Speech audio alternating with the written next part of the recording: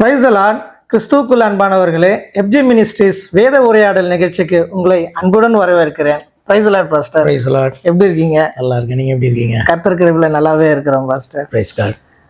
வேதம் அறிவிக்குது, வானமும் பூமியும் ஒழிந்து போனாலும் அவருடைய வார்த்தை ஒருபொழுதும் ஒழியாதுன்னு சொல்லிட்டு இந்த பூமியில் ஆண்டவராக இயேசு கிறிஸ்து இருந்த பொழுது இஸ்ரேல் ஜனங்கள் மத்தியில் இந்த வார்த்தையை சொல்றாரு. உண்மைதான்.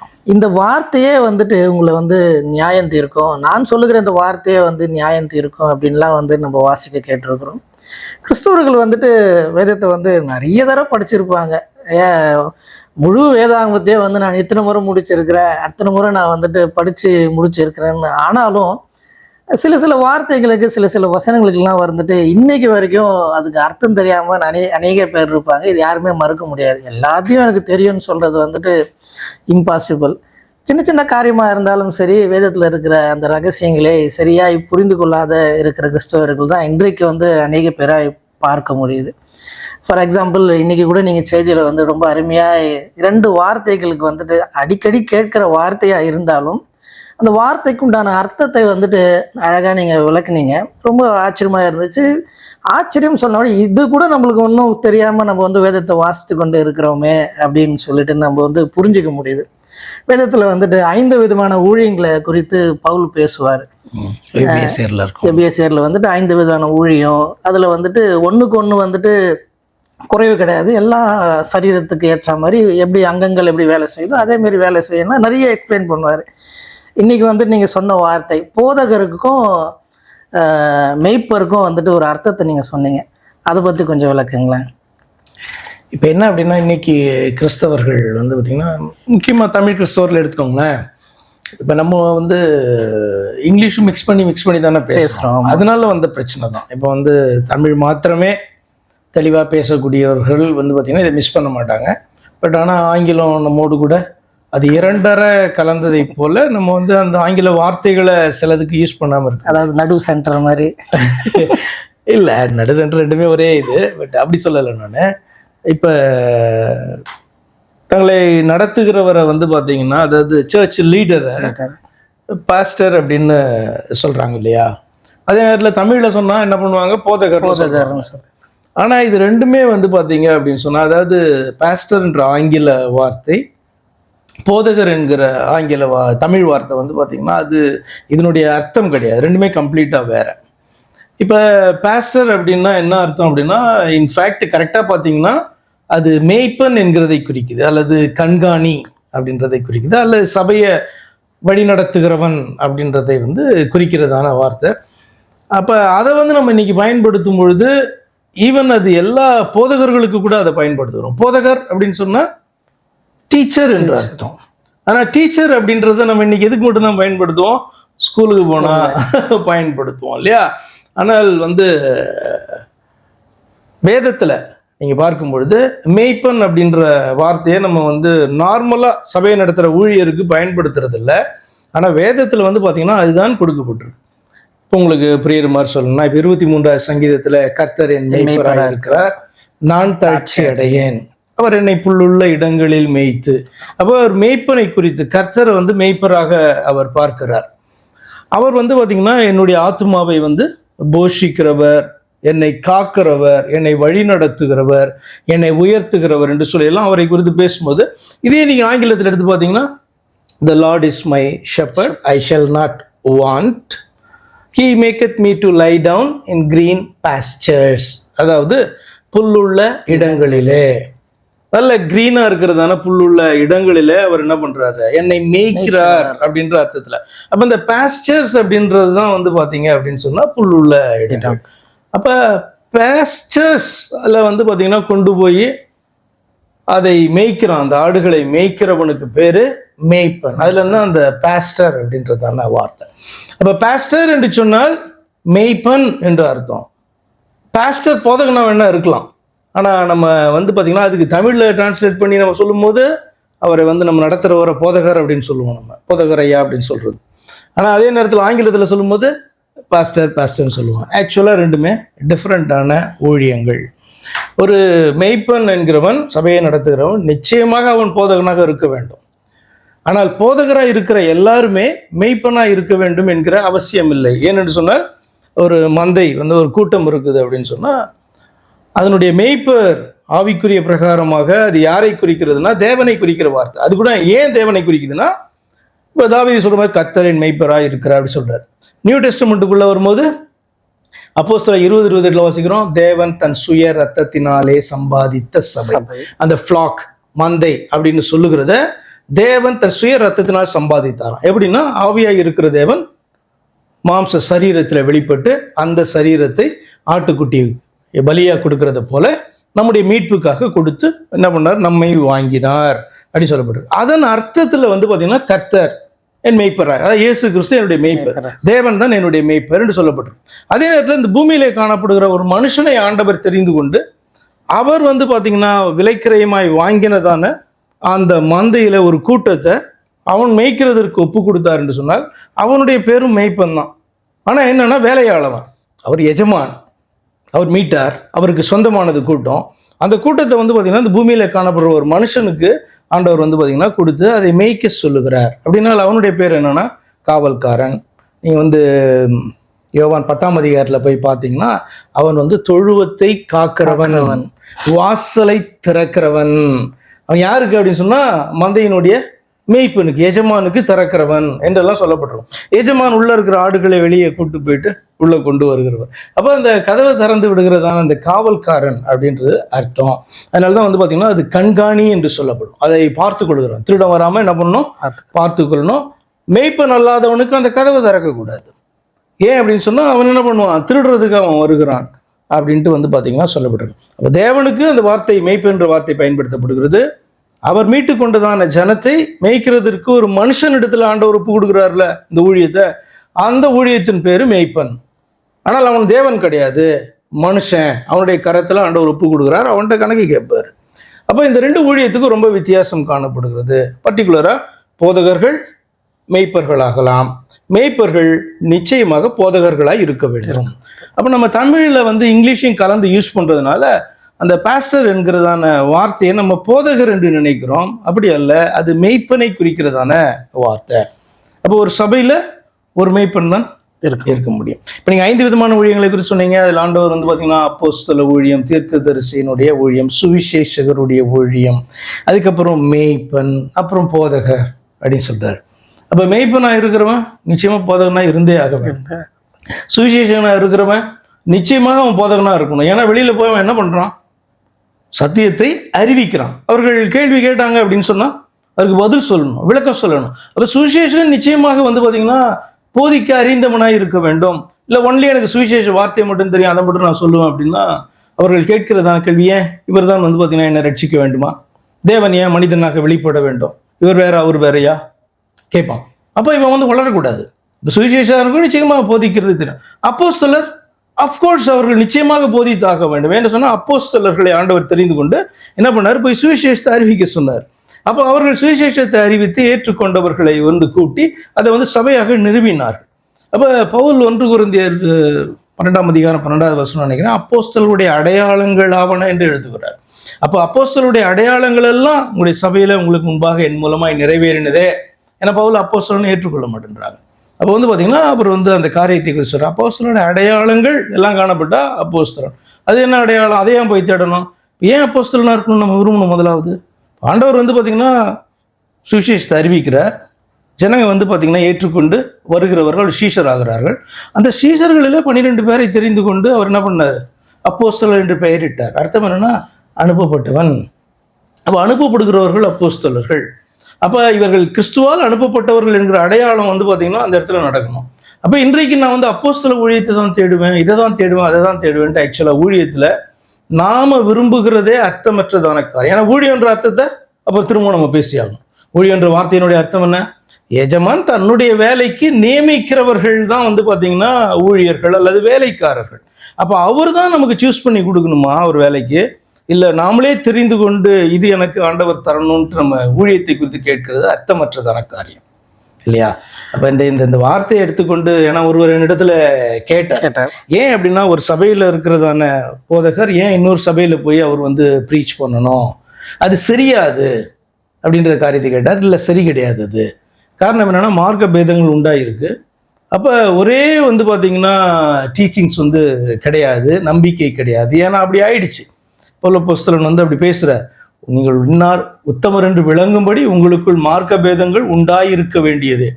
அப்போ கிறிஸ்து யாருன்னு தெளிவாய் தெரிந்ததான, அறிந்ததான, விசுவாசித்ததான அந்த ஆதி திருச்சபை அப்போஸ்தல நாட்களை விட்டு கடந்து வந்துட்டோம். 2000 வருஷம் ஆயிடுச்சு. அதற்கு பின்பாக பார்த்தீங்கன்னா எவ்வளவோ மார்க்க பேதங்கள் வந்து பார்த்தீங்கன்னா வந்துருச்சு. அப்போ கிறிஸ்தவர்கள் எல்லாம் கிறிஸ்துவை ஒரே மாதிரி விசுவாசிக்கிறார்களா, அறிந்திருக்கிறார்கள் என்று சொன்னால் இல்லை. அப்போ வேதத்தின் அடிப்படை எல்லாரும் அறிய வேண்டும் என்பது உண்மை. ஆனபடினாலே இந்த வார்த்தைகள் குழப்பங்கள்லாம் நமக்கு 2-3 லாங்குவேஜ் தெரியறதுனால கூட காணப்படலாம், அல்லது வேற ஆங்கில வார்த்தைகளை மிக்ஸ் பண்ணி பேசுகிறதுனால வந்து காணப்படும். ஒரே ஆங்கிலத்தை மாத்திரம் பேசுனாங்கன்னா அவங்களுக்கு இந்த குழப்பம் வந்து ஆக்சுவலாக வராது. அவங்க வந்து பாஸ்டர்னு சொல்லும்போது, டீச்சர்னு சொல்லும்போது அதை வந்து பார்த்தீங்கன்னா கரெக்டாக புரிந்து கொள்வார். இன்னும் கூட உங்களுக்கு சொல்கிறேனே, இப்போ போதகர் என்று சொல்கிறோம்ல, சிலர் வந்து பார்த்தீங்கன்னா இவர் போதகர், இவர் வந்து உபதேசியார்னு சொல்கிறாங்கல்ல. சில சபைகளில் வந்து பார்த்தீங்கன்னா இவர் வந்து உபதேசியாராக இருக்கிறாரு, எங்களுடைய சபையின் போதகர் வந்து இவர் அப்படி சொல்லுவாங்க. அப்போ போதகர், உபதேசியார் ரெண்டும் ஒருவரை குறிக்கிற வார்த்தை. இப்போ இயேசு கிறிஸ்துவை குறித்து பார்த்தீங்கன்னா அவர் போதனை செய்தார், உபதேசித்தார் அப்படின்னு நம்ம வாசிப்போம். ரெண்டுக்கும் ஒரே அர்த்தம் தான். என்னன்னா டீச் பண்ணுறது அப்படின்னு அர்த்தம். அப்போ இந்த வார்த்தைகளை நம்ம சரியாக புரிந்து கொள்ளலை அப்படின்னு சொன்னால் அதை நம்ம பயன்படுத்துகிற விதமும் வந்து பார்த்திங்கன்னா நம்முடைய புரிந்து கொள்ளுதலின் அடிப்படையில் வந்து காணப்படும். அப்படியே நம்ம வளர்ந்து வந்திருப்போம். அதுக்கப்புறம் நம்ம இன்னைக்கு அதான் நான் சொல்கிறது கூட உங்களுக்கு புதுசாக காணப்படும். ஏன் அப்படின்னு சொன்னால் இப்படியே நம்ம என்ன பண்ணுறோம், பழகி வந்துட்டோம். ஏன்னா நீங்கள் போயிட்டு வந்து உங்களை நடத்துகிறவரை நீங்கள் பார்த்து நிச்சயமாக ஷெப்பர்ட்னு கூப்பிட மாட்டீங்க. ஆக்சுவலாக ஷெப்பர்ட் அவர். ஷெப்பர்ட்னா என்னன்னா மேய்ப்பன் அப்படின்னு அர்த்தம். பாஸ்டர்னு கூப்பிட்டு நம்ம பழகிட்டதுனால அது வித்தியாசமாக தெரியல. ஆனால் பாஸ்டர்னா ஷெப்பர்ட்னு அர்த்தம்.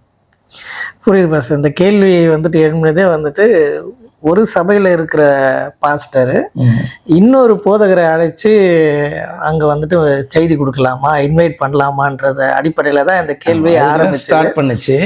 நீங்கள் அநேக சபையில் நீங்கள் அதையும் நம்ம கவர் பண்ணி முடிச்சிருமே. கேள்வி ஸ்டார்ட் பண்ணிட்டதுனால அப்போ அந்த கேள்விக்கு பதில் சொல்றதுக்கு தான் நான் இந்த எக்ஸ்பிளனேஷன் வந்து கொடுத்தேன். என்னன்னா வந்து மெய்ப்பன்னா என்ன,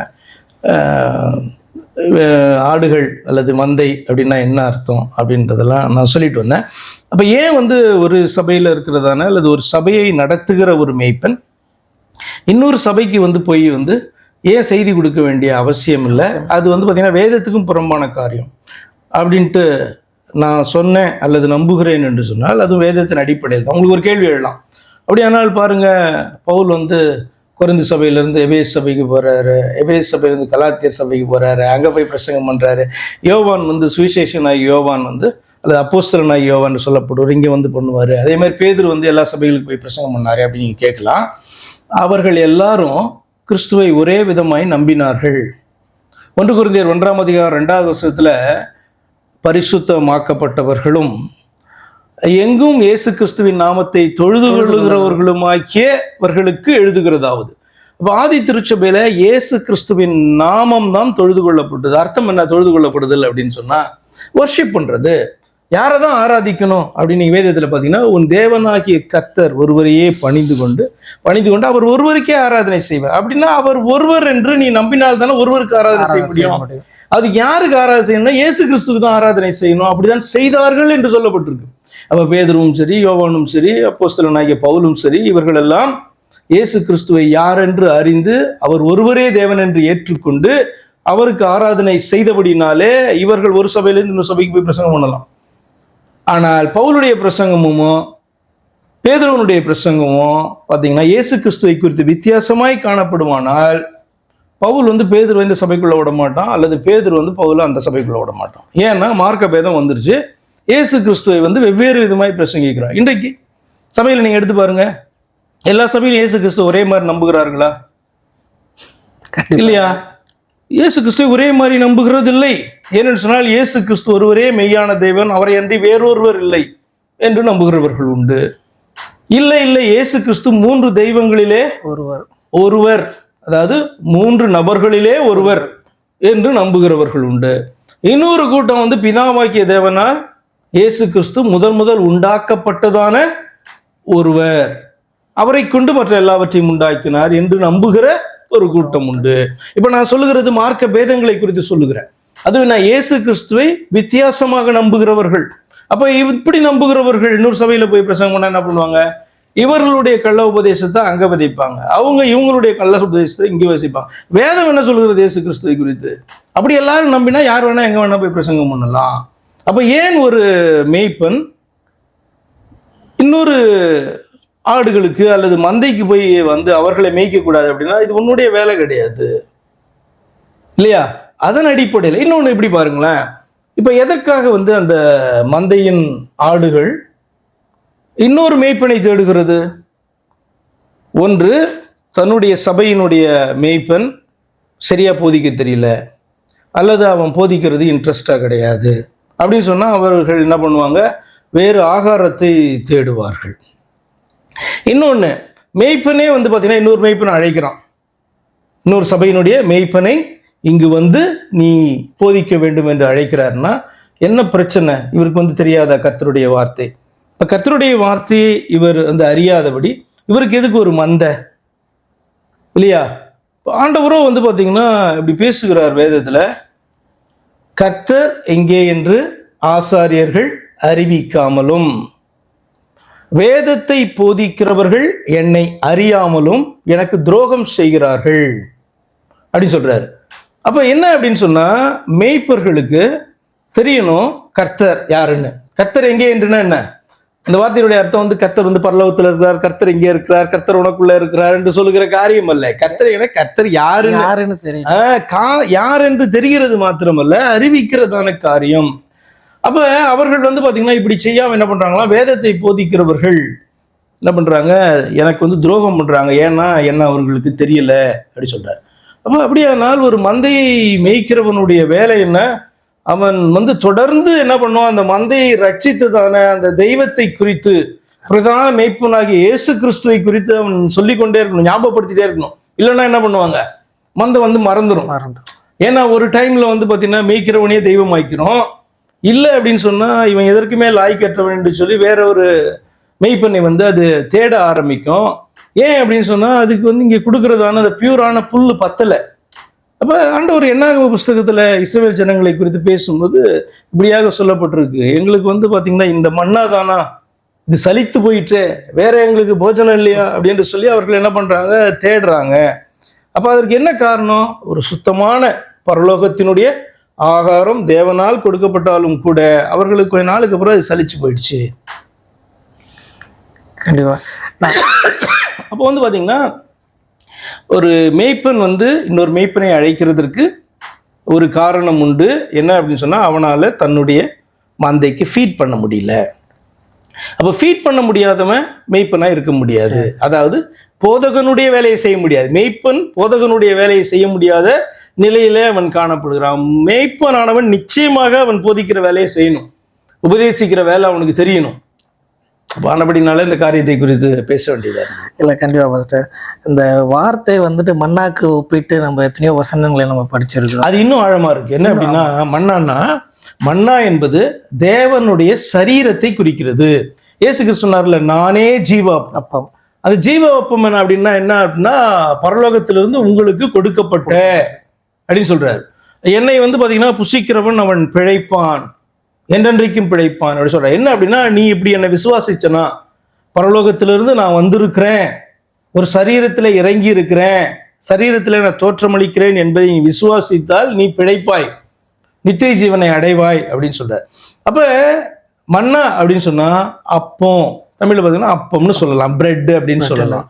அது எதை குறிக்குதுன்னா, தேவனுடைய சரீரத்தை குறிக்கிறது. ஆவியா இருக்கிற தேவன் ஒரு சரீரத்திலே தோன்றினார். அதற்கு என்னன்னா, அந்த அப்பத்தை நாம புசிக்க இருக்காங்க. அதனுடைய அர்த்தம் என்னன்னா, ஆட்டுக்குட்டியாக தன்னுடைய சரீரத்தை பலியிடுகிறதற்காக, ரத்தம் சிந்துகிறதற்காக அவர் வந்தார், இதை நீ விசுவாசிக்கணும் அப்படின்னு சொல்றாரு. இது ஒரு மீனிங். இன்னொரு மீனிங் என்னன்னா, இந்த வேத வார்த்தைகள் காணப்படுது பாத்தீங்களா, இது வந்து மன்னா.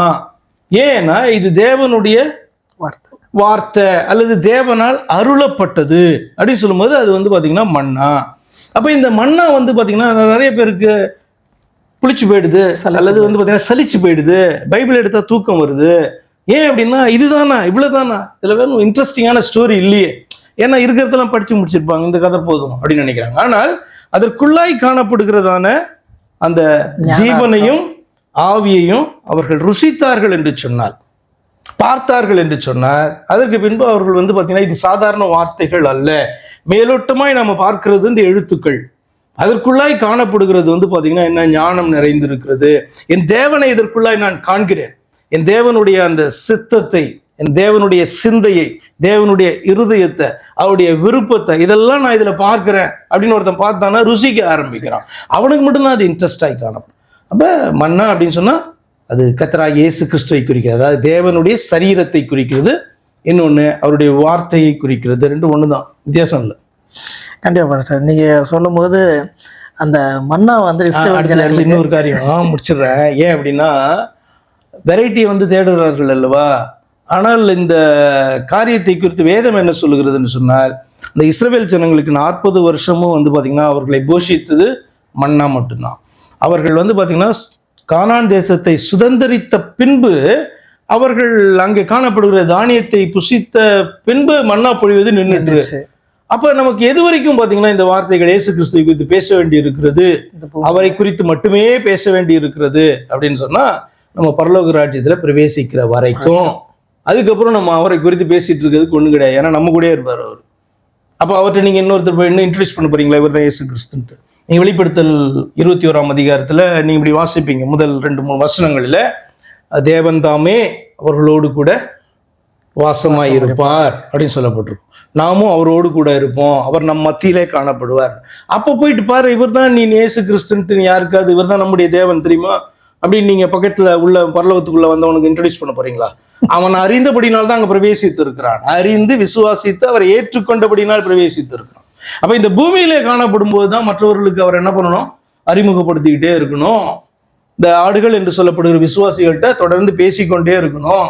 ஏன்னா அவர்கள் என்ன எதிர்பார்க்கிறார்கள், வெரைட்டி எதிர்பார்க்கிறாங்க, பிரசங்கத்துல வெரைட்டி எதிர்பார்க்கிறாங்க. இயேசு கிறிஸ்துவை குறித்தே பேசினா அவங்களுக்கு சலிப்பாய் காணப்படுது.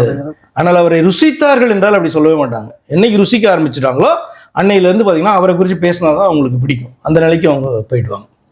கண்டிப்பா ஃபர்ஸ்ட் இந்த அந்த அந்த கம்பேரிசேஷன் வந்துட்டு ரொம்ப நல்லா இருந்தது. இஸ்ரவேல் ஜனங்க அந்த கானான் தேசத்துல இருக்கும்போது அந்த மன்னாவே கொடுத்துட்டு இருக்கிறத வந்துட்டு அவங்க வெறுத்தாங்க, சலிச்சு போச்சு. இன்றைக்கு இருக்கிற சபைகளில் வந்துட்டு தேவனை குறித்து பிரசங்கம், தேவனை குறித்து இருக்கிற சத்தியம், தேவனை குறித்து இருக்கிற அந்த வெளிச்சத்தை ஒரு பிரசங்கியார் பிரசங்கிக்கும் போது அதுவும் அவங்களுக்கு வந்து ஒரு சலிப்பாய் காணப்படுகிறது. எங்களுக்கு வந்து இந்த போதகரோட செய்தி எனக்கு வேண்டாம், இன்னொரு போதகரை கொண்டு வாங்க. ஸ்பெசிஃபிக்கா என்ன அப்படின்னா, நீங்க கிறிஸ்துவை குறித்தே அவருடைய காரியங்களை குறித்தே பிரசங்கித்து கொண்டிருந்தா அவர்களுக்கு சலிப்பாய் காணும். வேற ஏதாவது நீங்க சொன்னீங்கன்னா 3 பேர் இருக்காங்க, அதுல ஒருத்தருடைய குவாலிட்டி இப்படி, இன்னொருத்தர் அப்படி சொன்னீங்கன்னா அது வந்து பாத்தீங்கன்னா அவங்களுக்கு இன்ட்ரெஸ்டிங்கா இருக்கும். ஆனா வேதத்தின்படி தப்பாச்சு அது. கண்டிப்பா இதுல ரொம்ப சிந்திக்கும்படியான ஒரு வார்த்தை என்னன்னா, அவங்க கானான் தேசத்துல போன அந்த மறுநாளே வந்துட்டு அந்த வார்த்தை வந்து நின்றுடுச்சு. ஏன்னா நேரா பார்த்துட்டாங்க. அப்போ ஒரு மண்ணான என்னன்றத நேரா பார்த்தாச்சு. அது வரைக்கும் வந்து பாத்தீங்கன்னா நிழலாய் தான் பார்த்தார்கள். அதுக்கப்புறம் வந்து பாத்தீங்கன்னா உள்ள போன பிறகு ரியலா அதனுடைய அர்த்தம் என்ன அப்படின்றத பார்த்துட்டாங்க. இளைப்பாறுதலுக்குள்ள பிரவேசித்துட்டாங்க. இளைப்பாறுதல் என்ற கிறிஸ்துவை, அதனுடைய பொருள் கிறிஸ்துவை குறிக்கிறது. அப்ப கிறிஸ்துவ வாழ்க்கை என்பது வனாந்திர வாழ்க்கை, இதை மறந்துடவே கூடாது. வனாந்திர வாழ்க்கையில நீங்க வந்து பாத்தீங்கன்னா வேறு விதமான ஃபீஸ்டிங் வந்து நீங்க எதிர்பார்க்கவே முடியாது, விருந்து எதிர்பார்க்க முடியாது. அது நம்முடைய சரீரத்துக்கு வந்து பாத்தீங்கன்னா வித்தியாசமான போஜனங்களை வந்து நம்ம தேடலாம். அதை கூட வந்து பாத்தீங்கன்னா வேறு விதத்துல வந்து நீங்க வந்து அதை திங்க் பண்ணிடக்கூடாது. இப்போ ஒரு வெரைட்டியை வந்து எதிர்பார்க்கிறது ஃபாலன் நேச்சருடைய ஒரு காரியம், அது விழுந்து போன ஸ்பாவத்தினுடைய ஒரு காரியம் தான் வந்து பாத்தீங்கன்னா அந்த வெரைட்டிஸை எதிர்பார்க்கிறது. அது வந்து பாத்தீங்கன்னா நம்முடைய சரீரத்தின் போஜனத்தோடு கூட நம்ம நிறுத்தி கொள்ளும் வழியா அதுக்கு மேல கூட அதை திங்க் பண்ணக்கூடாது. அதை வந்து ஆவிக்குரிய பக்கம் நீங்க கொண்டு வந்தீங்கன்னா கம்ப்ளீட்டா அது வந்து தவறாய் போய்விடும்.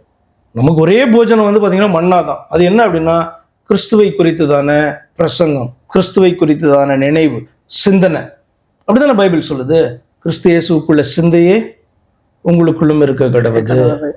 அப்ப கிறிஸ்து தான் வந்து பாத்தீங்கன்னா நம்மளை ஆளுகை செய்கிறவராக காணப்படணும்.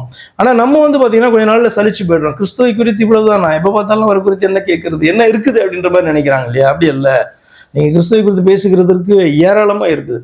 உண்மையா பைபிளை திறந்து அதனுடைய அர்த்தத்தை நீங்க தேட ஆரம்பிச்சீங்கன்னா ஒவ்வொரு வசனங்களிலும் நீங்க வந்து பாத்தீங்கன்னா கிறிஸ்துவை தேடலாம். ஒவ்வொரு இன்சிடென்ட்லையும் நீங்க கிறிஸ்துவை வந்து பார்க்க முடியும், அறிய முடியும். ஏன்னா முழு வேதமும் அவரை குறித்து தான் பேசுகிறது. இன்றைக்கு இருக்கிற சபைகளில் வந்துட்டு பிரிண்ட் பண்ணி நோட்டீஸே ஒட்டுவாங்க. இன்றைக்கு வந்து சுவிசேஷர்கள் இன்னைக்கு வந்து செய்தியை கொடுப்பார். சபை நடுவில் சுவிசேஷர் வந்து செய்தி கொடுக்க வேண்டிய அவசியம் இல்லை. சுவிசேஷர் வந்து வெளியில் இருக்கிறவங்களுக்கு தான் சுவிசேஷத்தை அறிவிக்கணும் வண்டி. சபையில் இருக்கிற கிறிஸ்தவர்களுக்கு என்ன சுவிசேஷத்தை அறிவிக்க பாருன்னு எனக்கு தெரியல. வெளியிலேருந்து ஒருத்தர் வந்து சுவிசேஷர் வந்து இன்னைக்கு செய்தியை கொடுப்பாருலாம் போஸ்டர்லாம் நிறைய பார்த்துருக்காங்க. எப்படின்னா இப்போ நீங்கள் வந்து ஆக்சுவலாக சபையில் வந்து போதிக்கிறதான வேலை யாருடைய வேலைன்னா, அப்போஸ்தலர் இருந்தால் அப்போஸ்தலனுடைய வேலை. அது மெய்ப்பன் இருந்தால் மெய்ப்பனுடைய வேலை. மெய்ப்பன் வந்து போதகனை வந்து பயன்படுத்தலாம். போதகர்கள் வந்து சபைக்குள்ளே காணப்படலாம், அவர்களை பயன்படுத்தலாம். ஏன்னா போதகர்கள்னா டீச்சர்ஸ்னு அர்த்தம். அதாவது அப்போஸ்தலர்களிடத்திலிருந்து கற்றுக்கொண்டவர்கள். இப்போ மெய்ப்பன் என்று சொன்னாலும் யார் இடத்துல கற்றுக்கொண்டு இருப்பான்? அவன் அப்போஸ்தலர் இடத்துல தான் கற்றுக்கொண்டான். இப்போ நீங்கள் வேதத்தில் எப்படி வாசிப்பீங்கன்னா, தீர்க்கதரிசிகள் அப்போஸ்தலர்கள் என்பவருடைய உபதேசங்களின் மேலே நம்ம கட்டப்பட்டு சபை வந்து அப்படிதான் கட்டப்பட்டு இருக்கு. அப்ப இவர்களுடைய அந்த உபதேசத்தை கற்றுக்கொண்டு தான் வந்தீங்கன்னா மேய்ப்பர்கள் வந்து காணப்படுறாங்க, போதகர்கள் காணப்படுறாங்க. அப்ப சுவிசேஷகர்கள் வெளியில போயிட்டு என்ன பண்றாங்க? இந்த செய்தியை சொல்லுகிறவர்கள், இந்த சாட்சியை சொல்லுகிறவர்கள், கிறிஸ்துவை அறிவித்து உள்ளே கொண்டு வருகிறவர்கள் சபைக்கு மற்றவர்களை. இப்ப இவர்கள் எப்பொழுது வந்து சபைக்குள்ளே சுவிசேஷம் சொல்ல வேண்டிய நிலை வரும் என்று கேட்டீங்க அப்படின்னா, சபை வந்து சுவிசேஷத்தை அறியாத சபையாய் இருந்தால் அல்லது சுவிசேஷத்தை மறந்து போன சபையா இருந்தால் பார்த்தீங்கன்னா சபைக்குள்ளேயே சொல்ல வேண்டியது இருக்கும். அப்படின்னா அங்கே பிரச்சனை வந்து போதகர்கள்ட்டையும் மெய்ப்பன்ட்டையும் காணப்படுது அப்படின்னு அர்த்தம். அப்போ அவர்களே சுவிசேஷத்தை அறியாதவர்களாக அல்லது வேறொரு சுவிசேஷத்தை ஏற்றுக்கொண்டவர்களாக காணப்பட்டார்கள் என்று சொன்னால் அவர்கள் தடம் மாறி காணப்படுகிறார்கள். வேறொரு இயேசுவை, வேறொரு சுவிசேஷத்தை, வேறொரு ஆவியை பெற்றவர்களாக இருப்பார்கள். ஆனால் சுவிசேஷம் அந்த சபையில வந்து போதிக்க வேண்டியது இருக்கும். ஏன் அப்படின்னா அவர்கள் வெளியில இருக்க ஜனங்களைப் போலதான் அவங்க. அப்போ அவர்களுக்கு சுவிசேஷத்தை அவர் அறிவிக்க வேண்டும், அவர்களை நேர்வழிக்கு, பூர்வ பாதைக்கு திருப்ப வேண்டும். இன்றைக்கு அநேக சபைகள் அப்படிதான் காணப்படுகிறது. நிகழ்ச்சியுடைய நோக்கமே வந்து கிறிஸ்தவர்களுக்கு தான் தேவன் யார் என்று சரியாய் புரிந்து கொள்றதுக்கும் வேதத்தில் இருக்கிற ரகசியங்களை வந்து அறிவிக்கிறதுக்கும்.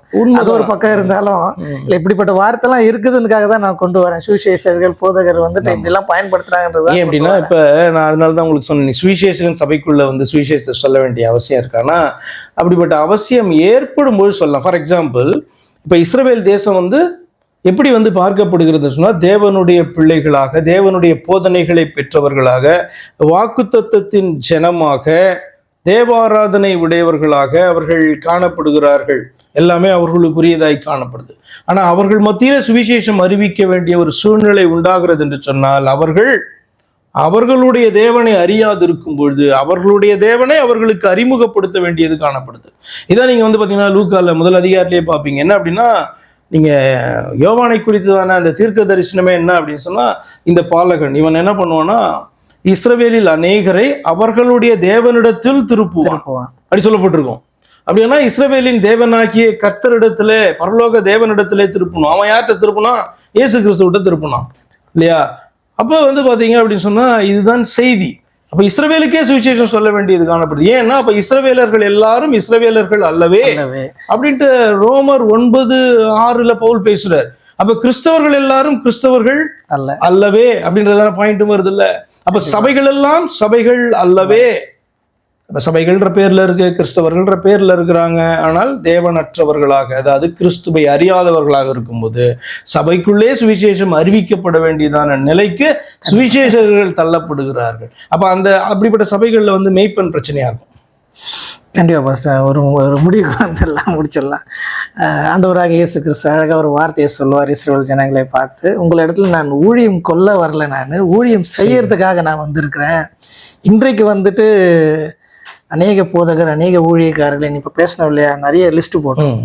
அவங்களாம் ஊழியம் கொல்றதுக்கு வந்திருக்கிறாங்களா இல்லை ஊழியம் செய்யறதுக்காக வந்திருக்காங்களான்னு தெரியல. ஏன்னா ஆண்டவர் வந்து நம்ம இன்னைக்கு பார்த்ததான காரியங்கள்ல கூட அந்த வார்த்தையில் சொல்லுவார், மேய்ப்பர்கள் தங்களையே மேய்த்து கொள்ளுகிறார்கள், மேய்ப்பர்கள் அல்லவா மந்தையை மேய்க்க வேண்டும் அப்படி கேட்கிறார். எரேமியாவையும் கேட்கிறாரு, எசேக்கியேலையும் கேட்கிறார். அப்ப இது ஆதாய தொழில் அல்ல, தங்களுடைய லாபத்துக்காக வருகிறதான தொழில் அல்ல. மேய்ப்பன் வந்து பார்த்தீங்கன்னா தன்னை ஒருத்து அவன் வந்து பார்த்தீங்கன்னா யாருக்காக அந்த வேலையை செய்கிறான் அப்படின்னா தனக்கு ஒப்புவிக்கப்பட்டதான அந்த மந்தைக்காக அவன் வேலை செய்கிறான், அவனுடைய பிரயோஜனத்துக்காக அல்ல. ஆனால் இன்னைக்கு வந்து தன்னுடைய பிரயோஜனத்துக்காக இந்த வேலையை தெரிந்து கொண்டார்கள் என்று சொன்னால் அவர்கள் தங்களையே மேய்க்கிறார்கள் என்று அர்த்தம். அதனால தான் எரேமியா எசேக்கியேல் ரெண்டுலையுமே ஆண்டவர் அந்த வார்த்தை பேசுகிறார். கண்டிப்பாக பாஸ்டர். ஒரு போதகருக்கு வந்துட்டு, ஒரு பாஸ்டருக்கு வந்துட்டு சபையில் இருக்கிற எந்த ஆடுக்கு வந்து என்ன உணவு தேவை, அது எதில் குறைவாக இருக்கிறது, அது வியாதிப்பட்டு இருக்கிறதா அப்படின்னு சொல்லிட்டு அவருக்கு தான் தெரியும். அவர் தான் வந்துட்டு அதுக்கு தேவையான மருந்தும் மாத்திரையும் அந்த வார்த்தையும் தேவனுடைய காரியங்களையும் கொடுக்க முடியும். இன்னொருத்தர் வந்துட்டு அந்த சபையை வந்து மேய்க்க முடியாது. கண்டிப்பாக நிச்சயமா உள்ள கொண்டு வரவே கூடாது. ஏன்னா வந்து கம்ப்ளீட்டா வேற போதனை. அது மாத்திரமல்ல, இந்த ஆடுங்க வந்து விரும்பும், எல்லாத்தையும் சாப்பிட்றதுக்கு விரும்பும். அதுக்காக ட்ராஷ் எல்லாம் அதுக்கு கொடுக்கக்கூடாது இல்லையா? ஏன்னா உனக்கு வேலையே என்னன்னா அதை வந்து புல்லுள்ள இடங்களில மேய்க்கிறவர் உன்னிடத்திலே கொடுத்துருக்கிறார். அப்ப நீ புல்லுள்ள இடங்கள் அர்த்தம் என்ன? இதுதான், இதுல வந்து மேய்க்க வேண்டும், இதில் கற்றுக் கொடுக்க வேண்டும் அவர்களுக்கு. கண்டிப்பாக மிகவும் பிரயோஜனமாக இருந்தது. இதை கேட்டுக்கொண்டு இருக்கிற அநேக வந்து கிறிஸ்தவர்கள், முக்கியமாக சபை நடத்தி கொண்டு இருக்கிற போதகர், கிறிஸ்தவர்கள், ஊழியக்காரர்கள் இது கண்டிப்பாக கேட்பாங்கன்னு நினைக்கிறேன். அது அவர்களுக்கு பிரயோஜனமாக இருக்கு. மீண்டும் அடுத்த நிகழ்ச்சியில் கூட இது இப்படிப்பட்ட காரியங்களுக்கு கண்டினியூ பண்ணலாம். ஓகே, பேசலாம்.